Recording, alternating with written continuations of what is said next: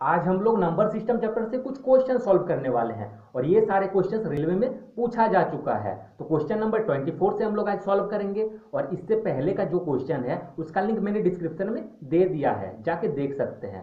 तो चलिए देर ना करते हुए क्वेश्चंस को सॉल्व करते हैं। तो क्वेश्चन नंबर 24 में दिया गया है, वह न्यूनतम धनात्मक पूर्ण संख्या n जिसके 24 विभाजक है, ठीक है, नहीं है। तो देखिए क्वेश्चन को पहले समझना पड़ेगा हमको, आखिर विभाजक होता क्या है। ठीक है, 24 को विभाजक बोला गया है, 24 विभाजक। तो विभाजक का मतलब हम लोग को जानना पड़ेगा, तो पहले उसको हम लोग जानते हैं, उसके बाद इस क्वेश्चन को सॉल्व करेंगे। क्योंकि वो जाने बगैर अगर क्वेश्चन को सॉल्व करेंगे तो हम लोग से सॉल्व नहीं होगा। तो देखिए विभाजक का मतलब क्या होता है। विभाजक का मतलब होता है गुणनखंड। ठीक है, विभाजक बोलिए या फिर उसको गुणनखंड बोलिए या फिर उसको फैक्टर बोलिए। इंग्लिश में क्या बोलते हैं, फैक्टर। तीनों का मतलब एक ही चीज होता है। अब होता क्या है, कैसे हम लोग किसी संख्या का गुणनफल निकाल सकते हैं, किसी संख्या का गुणनखंड कैसे निकालते हैं, अब वो चीज हम सिखाने वाले हैं। तो देखिए बहुत ही छोटा सा संख्या से हम स्टार्ट कर रहे हैं। हम मान लेते हैं एक संख्या 12 है, इसका हम लोगों को क्या निकालना है, या तो बोलेगा विभाजक निकालना है या गुणनखंड निकालना है या फिर फैक्टर निकालना है। तो के को विभाजक होगा, कितना विभाजक होगा या कितना गुणनखंड होगा ये पूछा जाएगा। तो हम लोग कैसे निकालेंगे, मतलब 12 का कितना गुणनखंड होगा, बहुत ही ईजी है। तो हम लोग को इतना देखना है कि 12 जो है किसका टेबल से कटता है। ठीक है, तो देखेंगे हम लोग 1 का टेबल से कटता है, 2 का टेबल से भी कटता है, 3 का टेबल से भी कटता है, 4 का टेबल से भी कटता है। देखिए 5 से नहीं कटेगा, 6 से कटेगा, 7 से नहीं कटेगा, 8 से भी नहीं कटेगा, 9 से भी नहीं कटेगा, 10 से भी नहीं कटेगा, 11 से भी नहीं कटेगा। अब लास्ट में क्या कटेगा, 12 से कटेगा। ठीक, तो के को गुणनखंड हम लोग का हुआ 1 2 3 4 5 6 को गुणनखंड हुआ, हम लोग के को आया 6 को आया। तो गुणनखंड को की संख्या हम लोग का कितना होगा, 6 को गुणनखंड होगा। तो ऐसा लिख के बनाना पॉसिबल कब होगा हम लोगों का, ऐसा लिख के हम लोग कब बना सकते हैं, जब छोटा रहेगा संख्या। तो ये 12 है, इसके जगह पर अगर बहुत बड़ा संख्या दे देंगे तो क्या इतना लिख सकेंगे हम लोग, किसका टेबल में आएगा, नहीं लिख सकेंगे, बहुत टाइम ज़्यादा लग जाएगा। तो देखिए इसको हम लोग और एक तरीका से हम लोग कर सकते हैं। ये दोनों तरीका जानना जरूरी है, ये एक बेसिक तरीका है। ठीक है, और आगे क्वेश्चन मिलेगा हम लोगों को इस कॉन्सेप्ट पे ही वो क्वेश्चन बनेगा। तो देखिए ये इसको हम लोग दूसरा तरीका से कैसे निकाल सकते हैं, तो इसका हम लोग एलसीएम निकालेंगे और ऐसा एलसीएम निकालेंगे कि इस अभाज्य संख्या का गुणनफल हो। ठीक है, गुणनखंड बोला गया है तो अभाज्य गुणनखंड होना चाहिए। और अभाज्य मतलब क्या होता है, अभाज्य ऐसा संख्या होता है जो किसी का टेबल से नहीं कटता है। ठीक है, तो देखिए अभाज्य संख्या सबसे छोटा अभाज्य संख्या होता है 2, तो 2 से इसको करेंगे तो 2 का टेबल में 6 बार में, फिर 2 का टेबल में 3 बार में, और ये कटेगा नहीं। तो ये हम लोग का आया क्या, 2 × 2 × 3। अब इसको चाहे तो हम लोग ऐसे लिख सकते हैं, 2 × 2 है तो 2 का पावर 2 लिख सकते हैं, इंटू 3 है तो 3 का पावर 1 लिख सकते हैं। अब ये होता क्या है, गुणनखंड हम लोग कैसे निकालेंगे कि 6 अगर कैसे लाएंगे हम लोग, तो देखिए ये जो 2 है पावर में, इसमें बस एक ऐड करेंगे, तो 2 में एक ऐड करेंगे तो होगा 3, और इसमें भी एक ऐड करिए तो 1 है, इसमें एक जोड़ेंगे तो हो जाएगा 2, बस इस दोनों को गुना कर देंगे तो 3 दूने क्या हो गया 6। तो देखिए हम लोग का गुणनखंड का संख्या निकल के आ गया। कितना भी बड़ा संख्या दे दे हम लोगों को और उसका गुणनखंड कितना होगा या विभाजक कितना होगा, ये निकालने के लिए हम लोग को इस प्रोसेस को यूज करना है। और थोड़ा अच्छा से समझ लेते हैं। और देखिए ये जो संख्या था इसका हम लोग का जो गुणनखंड निकला 6, ये क्या संख्या है, 6 सम संख्या है। ठीक, 6 क्या आया, ये सम संख्या है। अब थोड़ा सा और देख लेते हैं हम, जैसे यहाँ पे मान लेते हैं 100 लेते हैं। अब इसका हम लोग निकालेंगे यही वाला गुणनखंड कैसे निकाल सकते हैं, तो एक ये जनरल प्रोसेस से पहले निकालते हैं। तो देखेंगे किसका किसका टेबल में आएगा, तो 1 का टेबल में आएगा, 2 का टेबल में आएगा, फिर 3 का में नहीं आएगा। अब डायरेक्टली क्या आएगा, अब देखेंगे तो 4 का टेबल में आएगा, फिर 5 का, 10 का, 20 का, 25 का और 50 का और 100 का टेबल में आएगा। तो के को इसका गुणनखंड हुआ 1 2 3 4 5 6 7 8 9 को हम लोगों का गुणनखंड हुआ। और ये जो गुणनखंड आया ये क्या है, 9 क्या है, 9 एक विषम संख्या है, 9 एक विषम संख्या है। तो अब देखिए इसका हम लोग कैसे निकाल सकते हैं ट्रिक से, जैसे ये वाला हम बताएं एलसीएम का प्रोसेस से कैसे निकालेंगे। तो इसको एलसीएम लेना है, तो 2 का टेबल से देखेंगे तो ये 50 हो जाएगा, फिर 2 से देखेंगे तो 25, फिर 5 से देखेंगे तो 5। इसमें बहुत ही फास्ट तरीके से बनेगा और इसमें हम लोग को बहुत ही ज़्यादा सोचना पड़ेगा। तो हम लोग यही तरीका को यूज़ करेंगे। तो देखिए ये जो आया हम लोग का 2 इंटू 2, तो डायरेक्टली लिख देते हैं 2 का पावर 2, फिर 5 इंटू 5 तो मतलब 5 का पावर 2 और मल्टीप्लाई है। तो ये जो पावर सब है इसमें एक ऐड करना है, तो 2 है तो एक इसमें जोड़ देंगे तो हो जाएगा 3, फिर ये भी 2 है इसमें एक जोड़ देंगे तो 3 हो जाएगा। ये दोनों को गुना कर देना है तो 3 3 जा 9 हो जाएगा। तो गुणनखंड की संख्या हम लोग का निकल के आ जाएगा, कितना गुणनखंड होगा, 9 होगा। और ये 9 की क्या हो गया, विषम संख्या हो गया। ठीक है, तो हम लोग गुणनखंड दो तरीका से निकाल सकते हैं, एक ये तरीका है और एक ये वाला तरीका है। अब देखिए इसमें दो चीज और सीखना है। ये वाला जो संख्या है हम लोग का 12 जो संख्या है ये पूर्ण वर्गमूल नहीं है, मतलब इसका किसी संख्या का ये वर्ग नहीं है। लेकिन ये जो 100 है ये देखिए 10 का स्क्वायर जो है 100 हो जाता है, 10 का स्क्वायर 100 हो जाता है। तो ये बात याद रखना है कि जब ये किसी का स्क्वायर हो जाए, ठीक है, किसी का स्क्वायर हो जाए तो जो हम लोगों का गुणनखंड आएगा वो हमेशा विषम संख्या आएगा, वो हम लोगों का हमेशा विषम संख्या आएगा। अगर ये गुणनखंड ये किसी का स्क्वायर हो तो 10 का स्क्वायर हो गया, जैसे 169 अगर दे दें, ठीक, और हमको निकालने नहीं बोला जाएगा कि कितना गुणनखंड होगा इसका, वो निकालने नहीं बोला जाएगा। बस क्वेश्चन इतना पूछेगा कि इसका जो गुणनखंड होगा, ठीक है, 4 को ऑप्शन दे दिया जाएगा और उसमें से हम लोग को छांटना पड़ेगा कि ये इसका गुणनखंड कौन सा हो सकता है। ठीक, तो इसका गुणनखंड क्या होगा, ये देखिए किसी का परफेक्ट स्क्वायर है तो 13 का स्क्वायर 169 हो रहा है, तो 13 क्या है, एक ये किसी का स्क्वायर रूट निकल रहा है, ठीक है, 13 का ये निकल जा रहा है, जैसे ये 10 का निकला था, तो जिसका स्क्वायर रूट निकल जाएगा वो क्या हो जाएगा, विषम, उसका गुणनखंड निकलेगा विषम गुणनखंड। तो इसका भी हम लोग निकालेंगे गुणनखंड तो विषम ही आएगा, ठीक है, कोई विषम संख्या ही आएगा, तो विषम गुणनखंड हो जाएगा उसका। और जिसका देखिए जैसे ये 12 लिखे हैं तो 12 जो है ये किसी का स्क्वायर रूट नहीं है, ठीक है, ये किसी का स्क्वायर नहीं है। तो जब किसी का स्क्वायर नहीं है और इसका हम लोग बोलेंगे कि इसका गुणनखंड जो आएगा वो कौन सा संख्या होगा, तो वो हमेशा सम संख्या होगा। इतना ही याद रखना है, जो स्क्वायर से निकल जाए, जैसे 100 है ये किसी का स्क्वायर अगर हो जाए तो 10 का स्क्वायर ये हो रहा है तो आएगा क्या, विषम संख्या।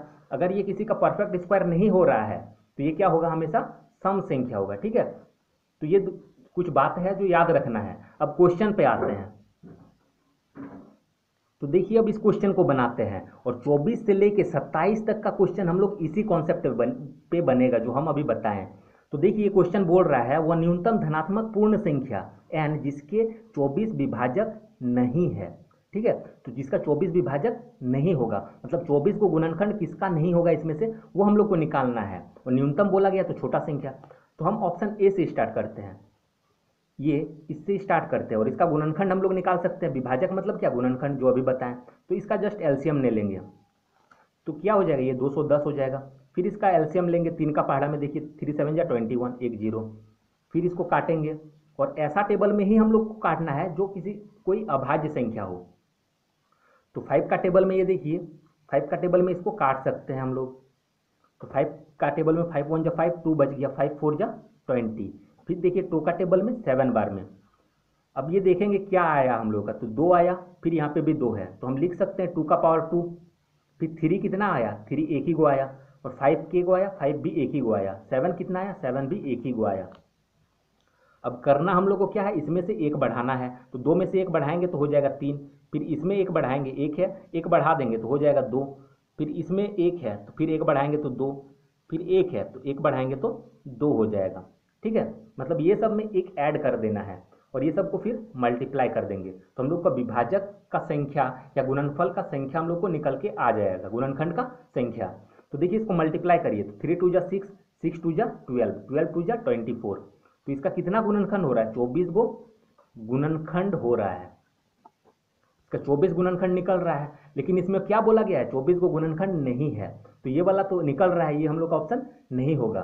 तो बी वाला देखते हैं ऑप्शन, तो बी ऑप्शन में 240 दिया गया है, तो इसको हम लोग देखेंगे तो 2 का टेबल में देखेंगे तो 120, फिर 2 का टेबल में 60 होगा, फिर 2 का टेबल में 3 का टेबल में देखेंगे तो 20 हो जाएगा, फिर 2 का टेबल में 10 बार में, 2 का टेबल में 5 बार में। अब 2 के गो आया, 1 2 3 4 गो आया, तो 2 का पावर 4 हो गया। 3 के गो है तो 3 एक गो है, 5 एक गो है। अब इसको मल्टीप्लाई कर देना है। अब ये जो है पावर में इसमें एक ऐड करेंगे तो 4 है, एक जोड़ेंगे तो हो जाएगा 5, ये एक है, इसमें एक जोड़ेंगे तो हो जाएगा 2, ये एक है तो एक जोड़ेंगे तो 2 हो जाएगा, बस इसको गुना कर देना है। तो 5 दूने 10, 10 दूने 20, तो इसका गुणनखंड क्या हो रहा है, 20 आ रहा है। और आना हम लोग का कितना आया था, यहाँ पे बोला गया था 24 गो विभाजक है, मतलब 24 गो विभाजक मतलब क्या, 24 गो उसका फैक्टर है या गुणनखंड है। तो 24 गो गुणनखंड इसका तो नहीं हो रहा है, इसका तो 20 गो हो रहा है। तो हम लोग का आंसर क्या हो जाएगा, बी ए वाला हो जाएगा। यहाँ पे नहीं है बोला गया है, ठीक है, 24 गुणनखंड नहीं है किसका, इसका हो रहा है। तो हम लोग का आंसर बी वाला हो जाएगा। वैसे ही हम लोग अगर 360 को भी सॉल्व करेंगे तो इसमें भी 24 आएगा और इसमें भी 24 आएगा, ठीक है। तो अब नेक्स्ट क्वेश्चन को बनाते हैं।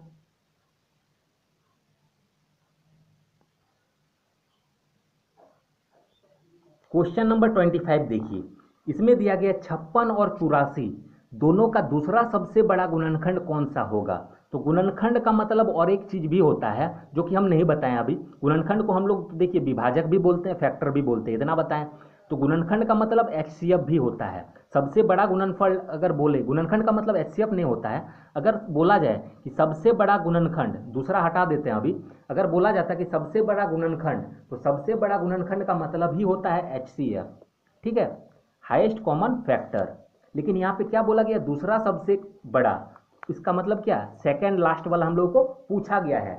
क्या पूछा गया, सेकंड लास्ट वाला पूछा गया। सेकंड लास्ट वाला हम लोग को निकालना है, मतलब दूसरा वाला हम लोग को निकालना है, सेकंड लास्ट नहीं, दूसरा वाला ही निकालना है। तो दूसरा वाला एचसीएफ पूछा गया है। तो देखिए अगर इसमें एचसीएफ बोलता, सबसे बड़ा गुणनखंड अगर बोलता, तो क्या करते, दोनों का एचसीएफ निकाल देते, ठीक है, तो हम लोग का आंसर आ जाता। लेकिन इसमें दूसरा सबसे बड़ा गुणनखंड बोल दिया गया है, तो इसके लिए हम लोग को क्या आना चाहिए, तो इसके लिए हम लोग को गुणनखंड निकालने आना चाहिए, जो कि जस्ट अभी हम बताएं। तो देखिए 56 है और 84 है, तो दोनों का हम लोग एक एक करके निकाल लेंगे कि कौन कौन सा इसका गुणनखंड होगा, ठीक है। गुणनखंडों की संख्या इसमें नहीं निकालना है, इसमें निकालना ये है कि के को इसका गुणनखंड, मतलब कौन कौन सा टेबल से ये कटेगा, कितना इसका गुणनखंड होगा, ठीक है। तो देखेंगे कि 1 का टेबल से ये कट जाएगा, 2 का टेबल से भी ये कट जाएगा, और देखेंगे तो 4 का टेबल से ये कटेगा, फिर 7 से कटेगा, 8 से कटेगा, 14 से, 28 से और 56 से कटेगा, ठीक है। ये संख्या से कट रहा है। उसी तरीके से 84 का हम लोग निकालेंगे, तो ये 1 2 3 4 का टेबल से भी ये कट जाएगा, 6 का टेबल से भी कट जाएगा, 7 का टेबल से भी कटेगा, 12 का टेबल में 7 बार में, ठीक है। अब 21 का टेबल में भी 4 बार में कट जाएगा, 28 का टेबल में भी ये 3 बार में कट जाएगा। उसी तरीके से 42 का टेबल में भी ये कट जाएगा, और जो है अपना खुद का टेबल में फिर कटेगा, मतलब 84 का टेबल में कटेगा। तो इतना हम लोग को पता चल गया। अब एचसीएफ देखिए हम लोग कैसे निकालते हैं। अगर इसमें बोला जाता कि सबसे बड़ा गुणनखंड, तो हम लोग डायरेक्टली एचसीएफ भी निकालने सिखा देंगे, ठीक है। तो अभी समझिए कि इससे भी हम लोग एचसीएफ कैसे निकाल सकते हैं। तो इनडायरेक्टली वो एचसीएफ ही पूछा है, लेकिन दूसरा वाला पूछा है। तो देखिए अगर पूछता कि सबसे बड़ा गुणनखंड, तो इसमें सबसे बड़ा कौन सा संख्या है जिससे ये दोनों लग जाएगा, ठीक है, दोनों में कौन सा संख्या कॉमन है, सबसे बड़ा वाला। तो देखेंगे तो यहाँ पे लास्ट में देखिए 28 इसमें भी है, इसमें भी है, तो ये वाला क्या हो जाएगा, इसका एचसीएफ हो जाएगा, सबसे बड़ा गुणनखंड। लेकिन इसमें सेकंड वाला पूछा गया है, दूसरा सबसे बड़ा, तो दूसरा वाला क्या होगा, ये तो पहला हो गया, तो दूसरा क्या होगा। और देखेंगे तो इसमें 21 है, लेकिन इसमें 21 नहीं है, इसमें देखिए 12 है, ये भी 14 का टेबल में आ जाएगा, ठीक है, ये भी 14 का टेबल में आ जाएगा। तो देखिए इसमें भी 14 है और ये भी 14 है, तो दूसरा सबसे बड़ा गुणनखंड क्या हो गया, ये वाला हो गया 14। तो हम लोग का आंसर क्या हो जाएगा, 14, ये दूसरा सबसे बड़ा गुणनखंड हो जाएगा। लेकिन यहाँ पे अगर दूसरा के जगह पे अगर तीसरा देता, तो हम लोग क्या करते, तीसरा सबसे बड़ा गुणनखंड दे देता, तो पहला तो ये हो गया, दूसरा ये हो गया, तो तीसरा क्या होता। देखिए इसमें 7 7 कॉमन आ रहा है, तो ये क्या हो जाता, तीसरा हो जाता। अगर चौथा सबसे बड़ा गुणनखंड अगर पूछता, तो चौथा क्या हो जाता, ये तीसरा हो गया। इधर अब मैच करेंगे कि दोनों में कौन मिलेगा, तो 4 मिल रहा है, तो चौथा ये हो जाता। अगर पांचवा पूछता तो पांचवा ये हो जाता, और उससे ज़्यादा हो नहीं सकता इसमें, ठीक है। तो देखिए एक ये तरीका था। अगर लेकिन अगर इसमें ये पूछ देता कि सबसे बड़ा गुणनखंड कौन सा है, तो हम लोग इतना थोड़े ना करने जाएंगे, तो हम लोग क्या करेंगे, डायरेक्टली इसका एचसीएफ निकाल देंगे। तो इसका एचसीएफ हम लोग ऐसे निकाल सकते हैं। तो 56 का टेबल में 1 बार में 56 आएगा, बचेगा हम लोग का 28, फिर ऐसे करते हैं, ये एचसीएफ तो ऐसे ही निकाला जाता है। अब 56 यहाँ पे लिखेंगे, 28 का टेबल में 2 बार में 56, अब यहाँ पे जो वैल्यू आता है वही हम लोग का एचसीएफ हो जाता है। तो HCF अगर मतलब सबसे बड़ा गुणनखंड या HCF पूछा जाए तो हम लोग ऐसे निकाल सकते हैं। अगर सेकंड लास्ट वाला पूछे, थर्ड लास्ट वाला पूछे, तो हम लोग ऐसे निकाल सकते हैं। ठीक है, थर्ड वाला पूछे, थर्ड लास्ट नहीं, थर्ड वाला पूछे, सेकंड वाला पूछे, बोले कि तीसरा सबसे बड़ा गुणनखंड, तो तीसरा हो गया 7, चौथा सबसे बड़ा गुणनखंड तो ये वाला 4 हो जाएगा, पांचवा सबसे बड़ा गुणनखंड तो ये वाला हो जाता। ठीक, अब आगे क्वेश्चन को बनाते हैं। क्वेश्चन नंबर 26 देखिए, जैसा कि मैंने बताया 24 से लेकर 27 तक का क्वेश्चन जो कॉन्सेप्ट मैंने बताया उसी से बनेगा, तो इसमें भी हम लोग वही कॉन्सेप्ट लगा देंगे। इसमें क्या बोल रहा है कि निम्नलिखित में से कौन सी संख्या के गुणनखंडों की संख्या सम संख्या होगी। तो कैसा गुणनखंड होता है कि जिसका सम संख्या होता है, तो हम अभी जस्ट बताए थे कि सम संख्या उसी का गुणनखंड का होता है जिसका पूर्ण वर्ग नहीं निकलता है। मतलब ये चारों में से जो जिसका कोई परफेक्ट स्क्वायर नहीं निकलेगा वही वाला हम लोग का आंसर हो जाएगा। तो किसका परफेक्ट स्क्वायर नहीं निकलेगा, तो देखिए 169 और 2 को 0 है, तो ये तो 130 का हो जाएगा। ठीक है, 13 का हो जाता है 169, तो ये 130 का हो जा रहा है। उसी तरीके से अगर इसका देखेंगे तो देखिए इसका किसी का नहीं निकल रहा है। अगर 3600 देता तो 60 का निकल जाता, लेकिन ये 36,000 है, ये किसी का नहीं निकलेगा। तो जिसका परफेक्ट स्क्वायर रूट नहीं निकलेगा उसी का गुणनखंड जो है सम संख्या होगा। ठीक है, इस बात को याद करके रख लेना है। क्या याद करके रखना है कि जिसका कोई परफेक्ट स्क्वायर रूट नहीं निकलेगा वही हम लोग का उसी का गुणनखंड सम संख्या होगा। तो हम लोग का आंसर ये हो जाएगा। बाकी सबका देखिए कि निकल जा रहा है। 289 जो है ये 170 का होगा, मतलब 17 का होगा, और 2 को 0 के लिए 1 0 आएगा, मतलब 170 हो जाएगा। इसका भी निकल जा रहा है। और इसका भी देखिए 625 और 2 को 0 है, तो 25 का 625 होता है, 2 को 0 के लिए 1 को 0 आएगा, मतलब ये 250 का हो जाएगा। तो कहने का मतलब है ये तीनों का निकल रहा है और इसका नहीं निकल रहा है। तो जिसका नहीं निकलेगा, ठीक है, जिसका परफेक्ट स्क्वायर रूट नहीं निकलेगा उसी का गुणनखंड जो है सम संख्या होगा, और जिसका निकलेगा उसका क्या होगा, तो जिसका निकलेगा परफेक्ट स्क्वायर रूट उसका गुणनखंड हमेशा विषम संख्या होगा। तो ये दो बात को हम लोगों को रट के रखना है, एकदम याद कर लेना है। ठीक है, तो हम लोग का आंसर क्या हो जाएगा, बी वाला हो जाएगा, क्योंकि इसका परफेक्ट स्क्वायर रूट नहीं निकल रहा है। तो देख के हम लोग कर सकते हैं अगर याद रहेगा तो। अगर अब 27 नंबर क्वेश्चन बनाते हैं।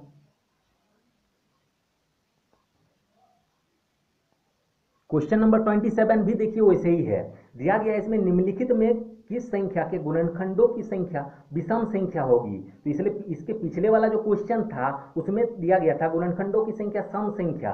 तो गुणनखंडों की संख्या सम संख्या उसी का होता है जिसका परफेक्ट स्क्वायर रूट नहीं निकलता है, और विषम संख्या उसी का होता है जिसका परफेक्ट स्क्वायर रूट होता है। तो देखेंगे इसमें से किसका परफेक्ट स्क्वायर रूट है, तो देखेंगे कि देखिए यही वाला 196 जो है ये 14 का स्क्वायर होता है, और 2 को 0 में से 1 0, तो ये परफेक्ट स्क्वायर रूट निकल रहा है और बाकी तीनों का नहीं निकल रहा है। तो जिसका परफेक्ट स्क्वायर रूट निकलेगा, ठीक है, उसी का गुणनखंड विषम संख्या होगा। तो हम लोग देख के डायरेक्ट बोल सकते हैं कि ये वाला आंसर होगा। ठीक है, और इस बात को तो याद ही रख लेना है हमेशा के लिए कि जिसका परफेक्ट स्क्वायर रूट होगा, ठीक है, जिसका परफेक्ट स्क्वायर रूट होगा वो हम लोगों का विषम संख्या निकलेगा, और जिसका परफेक्ट स्क्वायर रूट नहीं निकलेगा उसका गुणनखंड हमेशा सम संख्या होगा। दो को बात याद रखना है। अब नेक्स्ट क्वेश्चन को बनाते हैं। तो देखिए ये वाला चीज आप लोगों को नोट करके रख लेना है जो हम यहाँ पे लिख दिए हैं। सम संख्या वैसा ही संख्या का होगा जिसका पूर्ण वर्ग नहीं होगा, और विषम संख्या वैसा का निकलेगा जिसका पूर्ण वर्ग होगा। इसको लिख के रख लीजिएगा। अब आगे क्वेश्चन को सॉल्व करते हैं। क्वेश्चन नंबर 28 सॉल्व करते हैं, और ऐसा क्वेश्चन को हम लोग सेकंड्स में सॉल्व कर लेंगे। पहले इसका कॉन्सेप्ट को समझते हैं। तो दिया गया है किसी पार्किंग में 3 सेकंड में एक कार प्रवेश करता है तथा प्रत्येक 7 सेकंड में एक कार निकल जाता है। तो क्या कर रहा है, कार आ रहा है पार्किंग लॉट में और कार निकल भी जा रहा है। तो बोल रहा है पार्किंग लॉट के भरने की दर प्रति कार कितने सेकंड है। ठीक है, देखने में बहुत ही टफ लग रहा है, लेकिन क्वेश्चन को जब समझ लेंगे तो ये सॉल्व करना उतना ही आसान हो जाएगा। तो क्वेश्चन पे देखिए हम थोड़ा वैल्यू को चेंज करके समझाते हैं। किसी पार्किंग लॉट में हम मान लेते हैं यहाँ पे 10 सेकंड, ठीक है, 60 सेकंड मान लेते हैं, 60 सेकंड, 3 सेकंड की जगह पे हम लोग क्या मान लेंगे, 60 सेकंड। 60 सेकंड में मान लेते हैं कि क्या हो रहा है, 60 सेकंड में 10 गो कार प्रवेश कर रहा है। 60 सेकंड में क्या हो रहा है, 10 गो कार प्रवेश कर रहा है। प्रवेश कर रहा है मतलब क्या, घुस रहा है। तो ऐसा साइन दे देते हैं कि ये अंदर की ओर आ रहा है। तो 60 सेकंड में क्या हो रहा है, 10 कार घुस रहा है। यहाँ पे वही बोला गया था किसी पार्किंग में प्रति 3 सेकंड में एक कार प्रवेश करता है, मतलब 3 सेकंड में एक वो घुस रहा है, तो वहाँ पे हम क्या कर दिए, 3 सेकंड की जगह पे 60 सेकंड कर दिए, और एक कार की जगह पे हम 10 कार कर दिए। तथा प्रत्येक 7 सेकंड में एक कार निकलता है, तो यहाँ पे भी हम 60 सेकंड ही मान लेते हैं। 60 सेकंड में क्या हो रहा है, हम मान लेते हैं 7 सेकंड में 4 गो कार निकल रहा है, ठीक है। 60 जो सेकंड है, 60 सेकंड में क्या हो रहा है, 4 कार निकल रहा है। तो बोल रहा है पार्किंग लॉट में भरने की दर क्या है, कितने सेकंड है, प्रत्येक कार भरने की दर कितना सेकंड है। तो बहुत ही इजी क्वेश्चन है, बस समझने का देरी है। तो देखिए इसको हम लोग कैसे समझ सकते हैं। यहाँ पे हम बताएं कि 60 सेकंड में क्या हो रहा है, 10 कार आ रहा है और 60 सेकंड में ही 4 कार निकल जा रहा है। तो एक पार्किंग लॉट है, पार्किंग में क्या होता है, कार आएगा और कार जाएगा, उसमें पार्क करके कार को रखा जाता है, उसी जगह को हम लोग पार्किंग बोलते हैं, ठीक है। तो देखिए क्या हो रहा है, 60 सेकंड में मतलब 1 मिनट में क्या हो रहा है, 10 गो कार आया, 10 गो कार आया और 60 सेकंड में ही 4 गो कार निकला, मतलब जब 10 गो कार घुसा उसी टाइम क्या हुआ, 4 गो कार निकल गया। तो 60 ही सेकंड में हम लोग का काम हो रहा है। इसका मतलब हम बोल सकते हैं 60 सेकंड में ही, ठीक है, 10 गो कार जो घुसा उसके बाद क्या हुआ, 10 गो कार आया लेकिन 4 गो कार तो निकल के चल गया। 10 गो आ रहा है लेकिन 4 गो चल जा रहा है। तो कितना टोटल कार पार्किंग लॉट में है अभी, तो 10 गो कार आया, उसमें से 4 गो अगर चल गया तो 10 में 4 को घटा देंगे। तो इसका मतलब क्या है, 6 गो कार अभी भी है पार्किंग लॉट में। तो 60 सेकंड में, और इसमें क्या हो रहा है, ओवरऑल 60 सेकंड में 6 गो कार पार्किंग लॉट में आ रहा है, अंदर में रह रहा है। और यहाँ पे पूछा क्या गया था कि पार्किंग लॉट के भरने की दर, ठीक है, प्रति कार कितने सेकंड है, मतलब एक कार को वहां पे रुकने में कितना सेकंड लग रहा है, पार्क करने में कितना टाइम लग रहा है, ये पूछा गया है। प्रति कार मतलब क्या, एक कार, तो एक कार को वहां पे पार्क करने में जो टाइम लग रहा है वो पूछा गया है। तो अब देखिए यहाँ पे 6 कार है, 6 कार को पार्क करने में 60 सेकंड लग रहा है, तो एक कार का पूछा गया है। तो हम लोग निकाल सकते हैं 6 कार को पार्क करने में अगर 60 सेकंड लग रहा है तो एक कार को पार्क करने में कितना टाइम लगेगा, 60, और ये डिवाइड में चल जाएगा और ये मल्टीप्लाई में, तो 60 से ये कट जाएगा 10 बार में, तो 10 सेकंड लग रहा है हम बोल सकते हैं एक कार को पार्क करने में, ठीक है।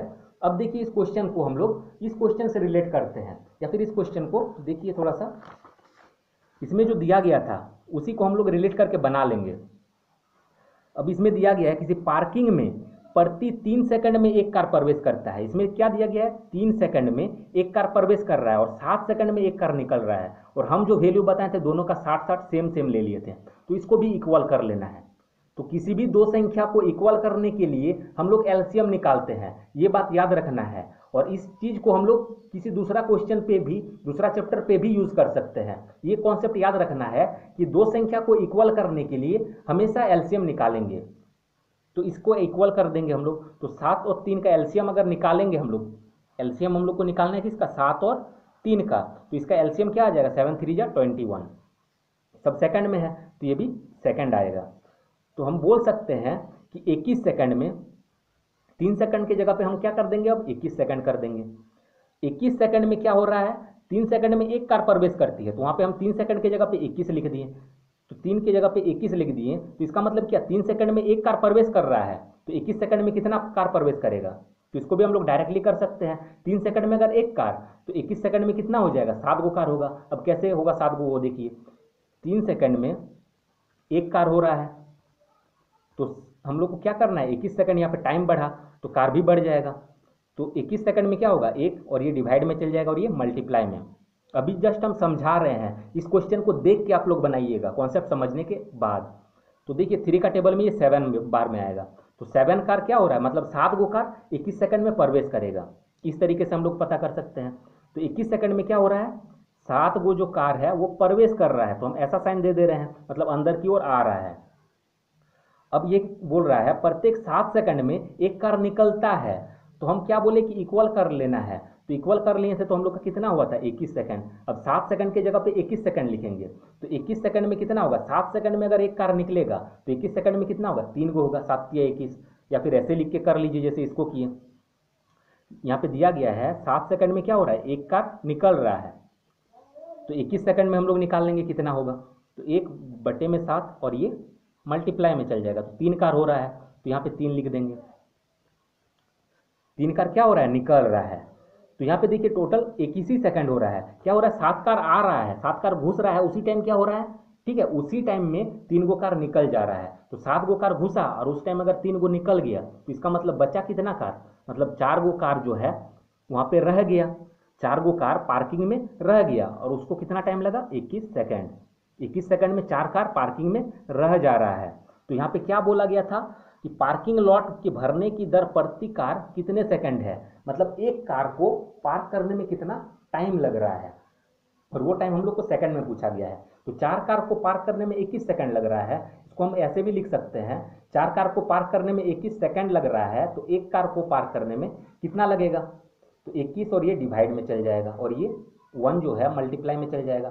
तो हम लोग का क्या आंसर क्या आएगा, 21/4 सेकंड। इसको अगर अब तोड़ेंगे हम लोग तो आएगा, देखिए 4 5 जा 20, 1 बचा, तो इस तरीके का हम लोग का आ जाएगा इतना सेकंड। तो ये सब, ये जो कॉन्सेप्ट है ये वाला हम सिर्फ समझाएं। अब इस क्वेश्चन को हम लोग देख के कैसे कर सकते हैं, थोड़ा सा समझिए। तो हम लोग क्या किए थे, पहले जो समझाए थे क्या हो रहा था कि 60 सेकंड में ये वाला समझाए थे, तो इसको देखिए कैसे कर सकते हैं। अगर ये समझ गए तो वो भी हम लोग सेकंड में कर लेंगे। तो कार भरने की दर प्रति सेकंड कितना था, तो टोटल कितना टाइम लग रहा है, ठीक है। तो टोटल हम लोग का एलसीएम क्या आया था, 60 आया था, ठीक है। इसमें एलसीएम तो निकालना ही नहीं पड़ा था क्योंकि इसमें डायरेक्टली हम एक ही वैल्यू मान लिए थे। तो इसमें क्या करना है, एलसीएम को करना है और डिवाइड करना है कि कितना कार, तो कार के गो था, इसमें टोटल 6 गो कार हो रहा था, तो 6 से क्या करना है, डिवाइड करना है, डायरेक्ट आंसर आ जाएगा 10 सेकंड, यही आया था। तो बस इस क्वेश्चन के लिए भी हम लोग को वही करना है, ये हम लोग को क्या करना है, एलसीएम निकालना है। तो 7 और 3 का एलसीएम निकालेंगे, और एलसीएम क्यों निकालेंगे, तो एलसीएम हम लोग इसलिए निकालेंगे कि दोनों वैल्यू को इक्वल करना है। तो 7 3 का 21 हो जाएगा, तो एलसीएम हम लोग क्या आएगा, यहाँ पे सॉल्व करते हैं ट्रिक से, तो 7 या 21, इसका एलसीएम आ जाएगा 21। बस इसको डिवाइड करना है कि कितना कार प्रवेश कर रहा है। तो यहाँ पे देखिए 7 गो प्रवेश कर रहा था और 3 गो निकल रहा था, और तो ओवरऑल क्या हो रहा था, 4 गो कार प्रवेश कर रहा था, तो 21/4, बस आंसर हम लोग का आ जाएगा। इसी को सॉल्व कर देंगे तो 4 5 जा 20, 1/4। इसमें एलसीएम निकालना है, एलसीएम निकाल के यहाँ पे लिखना है, और डिवाइड में हम लोग को लिखना है कितना कार इसमें पार्क हो रहा है, तो पार्क तो 4 ही को कार हो रहा है, तो बस 21/4, ये हम लोग का आंसर। डायरेक्ट हम लोग करेंगे, इतना करने का जरूरत नहीं है, ये सिर्फ हम समझाने के लिए समझाएं। अब नेक्स्ट क्वेश्चन बनाते हैं। क्वेश्चन नंबर 25 को सॉल्व करते हैं। इसमें दिया गया है 225 मीटर लंबे बाड़े में 26 पेड़ इस प्रकार लगाए गए हैं जिनके बीच की दूरी बराबर है। तो बाड़े में के प्रत्येक किनारे पर एक पेड़ हो तो पेड़ों की दूरी क्या है। बहुत ही इजी क्वेश्चन है। तो देखिए क्वेश्चन को कैसे पहले समझना है, कॉन्सेप्ट को समझना है। तो यहाँ पे दिया गया है 225 मीटर, तो हम थोड़ा सा छोटा वैल्यू लेके पहले समझा देते हैं। हम मान लेते हैं कि 12 गो मीटर है, ठीक है। कितना है, टोटल लंबाई 12 मीटर है। यहाँ बोला गया 225 मीटर लंबे बाड़े में, तो लंबा बाड़ा है ये, ठीक। तो बाड़े मतलब क्या है, एक लंबा सा कुछ दागी है या फिर जगह है, ठीक है। तो लंबा सा कोई एक जगह है, तो उसमें 26 गो पेड़ लगाया जा रहा है। तो 26 पेड़ के जगह पे हम थोड़ा छोटा सा वैल्यू मान लेते हैं। हम मान लेते हैं 4 गो पेड़ लगा रहे हैं। हम पेड़ कितना लगा रहे हैं, 4 गो पेड़ लगा रहे हैं। तो प्रत्येक बेड़ा जो होगा, एक से दूसरा का जो डिस्टेंस होगा वो कितना होगा, और सबका इक्वल डिस्टेंस रखेंगे। तो देखिए 4 गो पेड़ लगाएंगे, 1 2 3 और एक 4 गो, और यहाँ से यहाँ तक का डिस्टेंस हम लोग को पता है कितना है, 12 मीटर है। 12 मीटर का है, और यहाँ पे हम लोग 4 गो पेड़ लगा रहे हैं। तो क्या हो रहा है, क्या देखिए, तो डिस्टेंस के गो हो रहा है, 1 2 3 गो डिस्टेंस हम लोग का हो रहा है 4 गो पेड़, लेकिन डिस्टेंस के गो हो रहा है, 3 गो हो रहा है। तो टोटल कितना हो जाएगा, ये सब एक एक डिस्टेंस हम लोग निकाल कैसे सकते हैं। तो 12 को कितना से डिवाइड करना पड़ेगा, 1 2 3 गो, तो 3 से डिवाइड कर दीजिए, 3 चौके 12, मतलब एक एक का डिस्टेंस क्या होगा, 4 मीटर, 4 मीटर और ये 4 मीटर। ये तो छोटा वैल्यू था, हम लोग देख के कर सकते थे। बस इसी कॉन्सेप्ट को हम लोग को यूज करना है क्वेश्चन में। और थोड़ा सा इसमें समझिए कि जब 4 गो रह रहा है पेड़, तो डिस्टेंस क्या हो जा रहा है, 3 गो हो जा रहा है, मतलब इसमें से एक घट जा रहा है, ठीक है। लंबाई में क्या हो रहा है, एक घट जा रहा है। और थोड़ा अच्छा से समझिए, जैसे 3 गो अगर पेड़ रहेगा तो लंबाई क्या होगा, उसका डिस्टेंस 2 गो हो जा रहा है, 1 और 2, मतलब 3 गो अगर पेड़ रहेगा तो डिस्टेंस उसका कितना हो जा रहा है, 2 हो जा रहा है, इसमें से एक घट जा रहा है। बस इसी कॉन्सेप्ट को यूज कर देना है। तो 225 मीटर लंबे बाड़े में बोला गया था, तो क्या होगा, इसमें हो जाएगा 225 मीटर, ऐसे लंबाई हो जाएगा इसका, ये टोटल कितना हो जाएगा 225 मीटर। और 26 गो पेड़ है, तो इसका मतलब क्या है, बीच का जो डिस्टेंस होगा, ऐसे हम लोग 26 को दागे देंगे तो बीच का ये डिस्टेंस क्या आएगा, एक कम आएगा इसका, मतलब 26 में से एक घटा देंगे तो कितना आएगा 25। तो 25 से बस इसको डिवाइड कर देना है, प्रत्येक का निकल के आ जाएगा। तो 25 का टेबल में 9 बार में आएगा, ये हम लोग का आंसर हो जाएगा। ठीक है, अगर लंबा बाड़ा दिया गया तब, मतलब लंबा कुछ रास्ता है या फिर लंबा कोई जगह है, उसमें ही ना पेड़ लगाएंगे। अब इसमें अगर क्वेश्चन को थोड़ा सा मॉडिफाइड कर दे, थोड़ा सा चेंज कर दे, तो चेंज क्या करेगा देखिए, अगर इसमें ऐसा कर दे कि एक वर्गाकार पार्क है और उसके चारों ओर पेड़ लगाएंगे, हम 4 गो ही पेड़ ले रहे हैं, वर्गाकार पार्क है, हम 4 गो पेड़ लगा रहे हैं, एगो यहाँ पे लगाएं, एगो यहाँ पे लगाएं, एक यहाँ पे और एक यहाँ पे, हम 4 गो पेड़ लगाएं, चारों कोना पे लगाएं। ठीक, तो क्या होगा, हम वही डिस्टेंस ले ले रहे हैं जो माने थे, वहाँ पे 12 मीटर लगाए थे, 12 मीटर माने थे टोटल डिस्टेंस, ये टोटल कितना है 12 मीटर है चारों मिला के, और हम लोग पेड़ लगाएंगे कितना, 4 गो पेड़ लगाएंगे, तो ये डिस्टेंस के गो होगा। तो देखिए इसमें डिस्टेंस भी जो है 1 2 3 4 गो हो जा रहा है, इसमें डिस्टेंस घट नहीं रहा है, लेकिन लंबाई में जब लगा रहे थे तो पेड़ क्या, इसमें डिस्टेंस क्या हो रहा था, अगर 4 गो पेड़ लगाएंगे लंबाई में तो 1 2 3 4 गो लगा रहे हैं, तो डिस्टेंस क्या हो रहा है 1 2 3 गो डिस्टेंस हो जा रहा था। मतलब इसमें कितना आ जा रहा था 12 बटे में 1 2 3, तो इसमें एक एक कितना आ रहा था 4 मीटर पे पेड़ लगाएंगे, मतलब 4 मीटर पे एक पेड़ लगाएंगे, पहले 1 मीटर लगाएं, एक पेड़ लगाएं, फिर 4 मीटर के बाद एक पेड़, फिर 4 मीटर के बाद दूसरा पेड़, तो के को हो रहा है इसमें 4 मीटर के बाद लगा रहे हैं। लेकिन इसमें अगर देखेंगे तो इसमें डिस्टेंस क्या हो रहा है 1 2 3 4 गो डिस्टेंस हो रहा है, 4 गो पेड़ है तो 4 गो डिस्टेंस हो रहा है, तो इसमें कितना हो जाएगा एक एक का डिस्टेंस, तो 4 से डिवाइड कर देंगे 3 होगा, मतलब एक एक कितना होगा 3 मीटर 3 मीटर 3 मीटर और ये भी 3 मीटर। तो कहने का मतलब यही है, जब सर्कुलर पाथ में हम लोग लगाएंगे, सर्कुलर पाथ मतलब सिर्फ ये नहीं होता है हम लोगों का, सर्कुलर पाथ में ये भी आ जाएगा। ठीक है, ये भी तो एक सर्कल जैसा ही बन रहा है ना, इस टाइप का सर्कल ये है नहीं, लेकिन ऐसा बेड़ा कर रहे हैं तो कुछ इसी तरीके का हो रहा है। तो ऐसा अगर हो, लंबा लाइन छोड़ के अगर ऐसा हो, तो इसमें क्या हो रहा है, जितना पेड़ है उतना ही उसका डिस्टेंस भी हो जा रहा है। अगर ऐसा भी दिया जाता, अब इसमें भी समझ लीजिए, इसमें भी हम सर्कल करके भी बता दे रहे हैं, कोई सर्कुलर पाथ है, सर्कुलर जगह है, ठीक है, खेत है, ठीक है, वृत्ताकार रूप में कोई पार्क है, उसमें हम लोग 4 गो पेड़ लगाएंगे, 1 2 3 4 गो पेड़ लगाएं, तो और टोटल का डिस्टेंस क्या है 12 मीटर है, तो एक एक पेड़ जो लगाएं, मतलब एक पेड़ और 2 पेड़, यहाँ पे एक और दूसरा पेड़ के बीच में जो डिस्टेंस होगा वो कैसे निकाल सकते हैं। तो देखिए इसमें के गो डिस्टेंस होगा, 1 2 3 4 गो डिस्टेंस हो रहा है, तो 4 से डिवाइड कर देंगे 3 मीटर आएगा, मतलब एक एक कितना आएगा 3 मीटर आ रहा है। तो कहने का मतलब यही है कि अगर सर्कुलर पाथ बोले या फिर वर्गाकार रहे या फिर आयत का शेप में रहे, तो हम लोग को क्या करना पड़ेगा, जितना पेड़ रहेगा उतना ही क्या होगा, उसका डिस्टेंस भी रहेगा, जितना पेड़ रहेगा उतना उसका एक एक डिस्टेंस होगा, मतलब 4 गो पेड़ है तो 4 गो उसका हिस्सा करना होगा, मतलब 4 से डिवाइड। लेकिन अगर लंबा जगह हो और उसमें लगाएंगे पेड़, तो क्या करेंगे, उसका डिस्टेंस क्या हो रहा है, एक घट जा रहा है। देखिए यहाँ पे 4 गो पेड़ लगाए हैं, लेकिन डिस्टेंस 1 2 3 गो हो रहा है, तो क्या हो रहा है, उसमें से एक को घटा देना है, मतलब 4 में से एक को हम लोग को घटा देना है। तो इसमें लंबा था इसलिए एक घटा दी, लेकिन इसमें सर्कुलर बोलता तो कुछ घटाते नहीं, डायरेक्ट इसको डिवाइड कर देते, आंसर आ जाता हम लोगों का। तो समझ में आ गया होगा। अब नेक्स्ट क्वेश्चन समझाते हैं,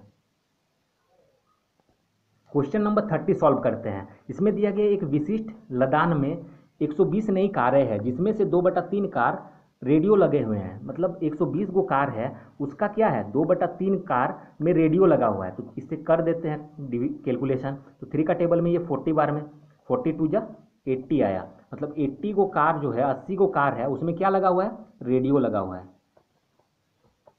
उसी तरीके से फिर बोला गया है, और 2/5 कारों में एयर कंडीशनर लगा हुआ है। तो एयर कंडीशनर मतलब होता है एसी, ठीक है, तो मतलब 120 गो जो कार है उसका कितना 2/5 कार में एसी लगा हुआ है, 2/5 कर देते हैं, तो 5 का टेबल में इसको काटेंगे तो 24 होगा, 24 2 जा 48, मतलब 48 गो कार जो है उसमें एयर कंडीशनर लगा हुआ है।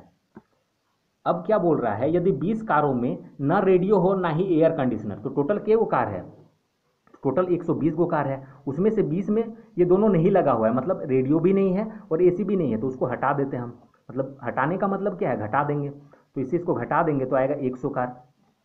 100 कार जो है इसमें क्या होगा, एसी होगा या फिर एसी होगा या रेडियो होगा, ये दोनों मिला के ही होगा, या बोलिए या फिर मिला के बोलिए, ये दोनों मिला के ही होगा क्योंकि 20 में तो दोनों लगा हुआ नहीं है, इसलिए इसको हटा दिए। अब क्या बोल रहा है, तो पर इस पारेषण में कितनी कारों में रेडियो और एयर कंडीशनर दोनों लगे हैं।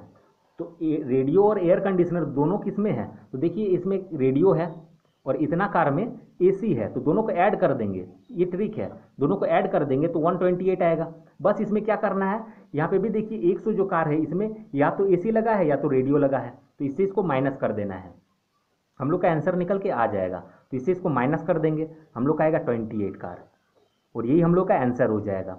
उसमें इसमें ज़्यादा कुछ सोचना नहीं है, डायरेक्ट ऐसे करके क्या करना है, माइनस कर देना है, तो हम लोग का आंसर आ जाएगा। अब नेक्स्ट क्वेश्चन बनाते हैं,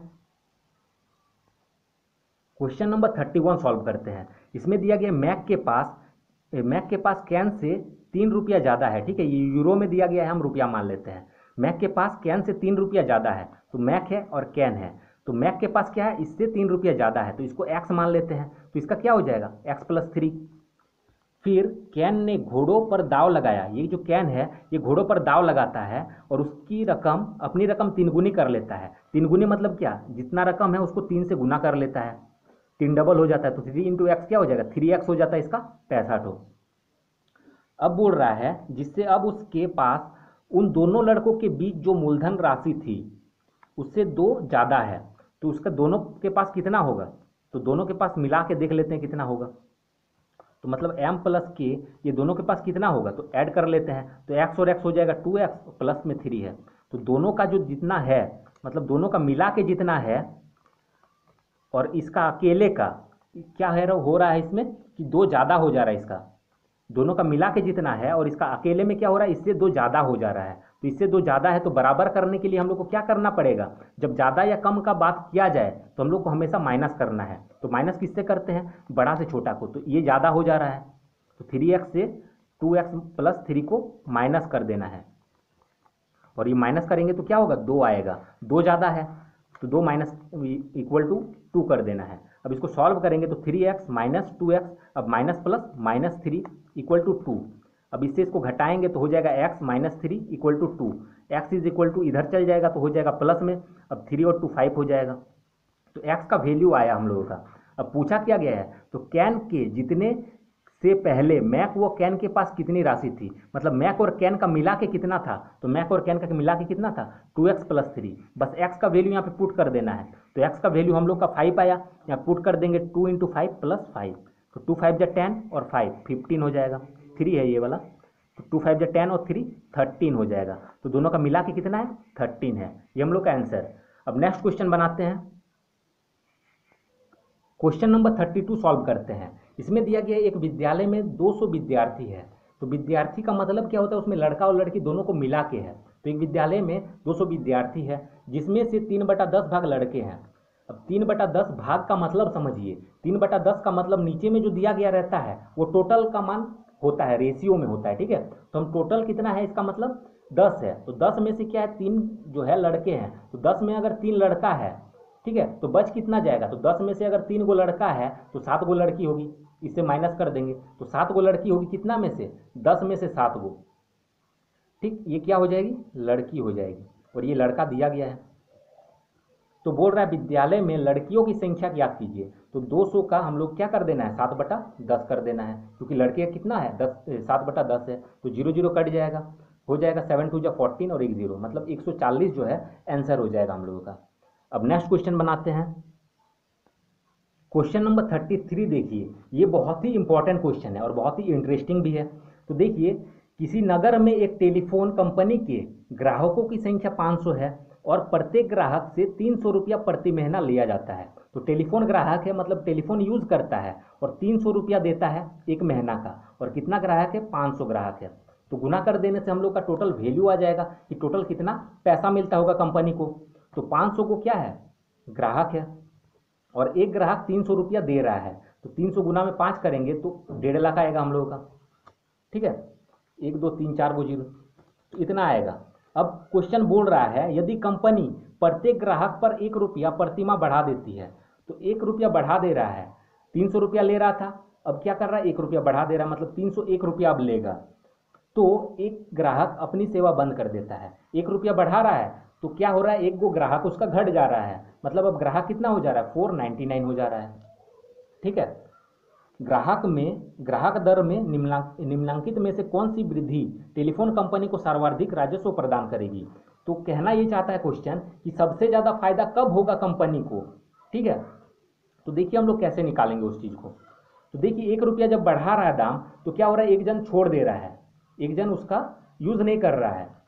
तो उसी तरीके से और 1 रुपया अगर बढ़ेगा तो 301 रुपया है, अब 1 रुपया और एक बढ़ेगा तो 302 रुपया हो जाएगा, तो और एक जन उसका छोड़ देगा तो कितना हो जाएगा, 488। तो देखिए कहने का मतलब ये हो रहा है कि इधर जितना संख्या है ये दोनों को मिला के कितना हो रहा है, 800 ही हो रहा है। कैसे हो रहा है, देखिए एक इधर बढ़ रहा है और एक इधर घट जा रहा है, हो तो रहा है इक्वली। ऐड करके भी देख सकते हैं, 301 है और 99, 301 और 99 400 और 400 800 हो जा रहा है, 500 300 800 हो रहा है। इसमें भी देखिए 302 और 88 400 हो रहा है और 400 800 हो जा रहा है। और एक अगर बढ़ेगा, 1 रुपया अगर और बढ़ाएगा तो 303 होगा, इधर एक घट जाएगा, इधर 487 हो जाएगा। तो कहने का मतलब यही है कि इधर एक बढ़ रहा है तो इधर एक घट रहा है, लेकिन टोटल संख्या में कोई फर्क नहीं पड़ रहा है। टोटल कितना है, 500 और 300 800 है, टोटल का सम कितना है, 800 हो रहा है। ठीक, तो ये क्वेश्चन थोड़ा सा अलग टाइप का है, तो इसमें थोड़ा समझना पड़ेगा। देखिए दोनों को मिला के 800 हो रहा है और 1 रुपया बढ़ा रहा है तो एक जन छोड़ के चल जा रहा है। तो ऐसा कब कंडीशन होगा कि दोनों को मिला के मतलब उसको ज़्यादा फायदा होगा कंपनी को।